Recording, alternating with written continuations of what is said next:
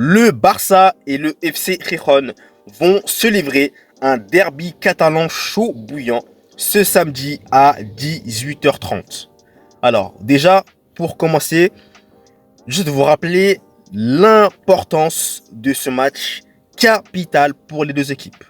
Première chose, la deuxième place du classement. Parce qu'il faut savoir qu'à l'heure actuelle, le Barça est devant.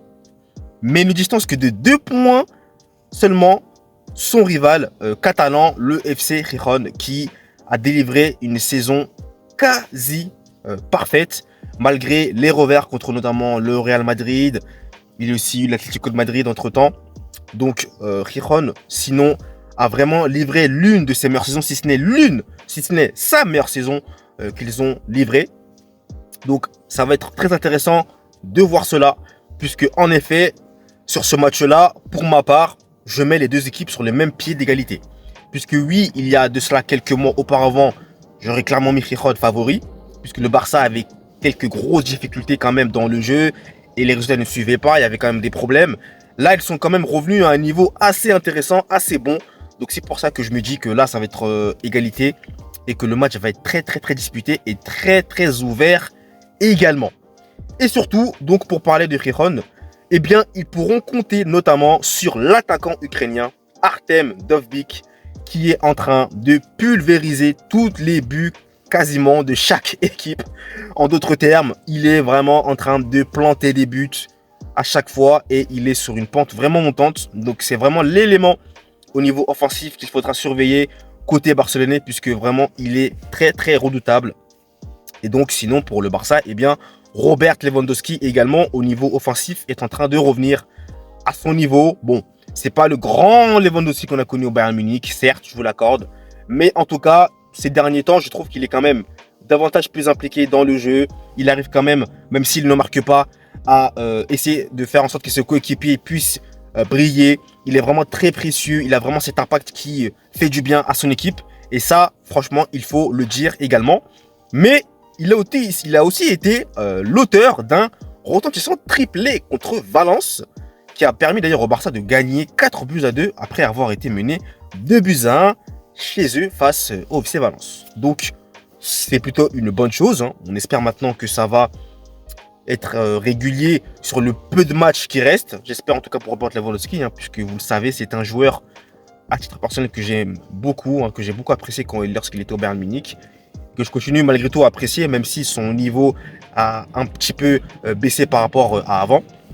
Ça reste quand même Lewandowski, un buteur, et il ne faut quand même pas l'oublier, le 3e meilleur buteur de l'histoire de la Ligue des Champions.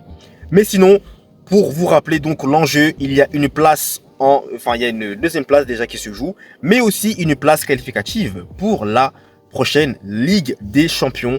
Et Gijón va vouloir à tout prix s'adjuger cette qualification, puisque en effet, ça serait une première dans l'histoire du club de jouer une Coupe d'Europe, et à savoir, pas n'importe laquelle, la grande Ligue des Champions qu'on appelle aussi la Coupe aux grandes oreilles. Donc c'est vraiment l'objectif principal de cette équipe de Gijón. Donc comme je vous le disais, le match va être bouillant, ça va être vraiment intense. Il y aura des buts, ça c'est sûr et certain. Les deux équipes veulent absolument sécuriser cette deuxième place-là et surtout aller en prochaine Ligue des Champions. Et j'ai oublié aussi de vous mentionner que en cas de succès, il y aura aussi les places qualificatives à la Super Coupe d'Espagne qui se déroulera, d'après mes lectures, en Arabie Saoudite. Donc ça aussi, ça pourrait être un enjeu très important pour les deux équipes, hein, et on verra donc bien, les amis, qui va sortir vainqueur de ce derby catalan qui risque d'être passionnant à regarder. Donc honnêtement, là c'est le match vraiment qui va sceller à jamais l'issue de cette Liga pour les deux équipes, hein, concernant la deuxième place. La première place est largement occupée par le Real Madrid qui va s'adjuger son 36e titre de champion d'Espagne, hein. Il n'y a plus aucun doute là-dessus. Donc le Barça l'a bien compris et Gijón également.